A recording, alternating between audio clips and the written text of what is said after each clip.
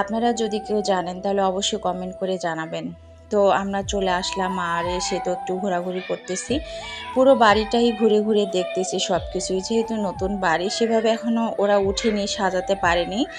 যা করছে সেটাই মাশাল্লাহ আলহামদুলিল্লাহ বলবো।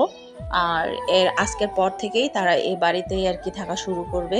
যাই হোক, আমার এই কালো ড্রেসটা পরে আমাকে কেমন লাগতেছে অবশ্যই সবাই কিন্তু কমেন্ট করে জানাবেন। আর এই কালো টু পিসটা আমি কিন্তু নিজেই ক্রিয়েট করছি। কস কাপড় কিনে এখানে সুন্দর লেস দিয়ে, সাইড দিয়ে লেস করছি ডাবল নিচের দিকে, আর হাতায় শুধু লেস দিয়েছি।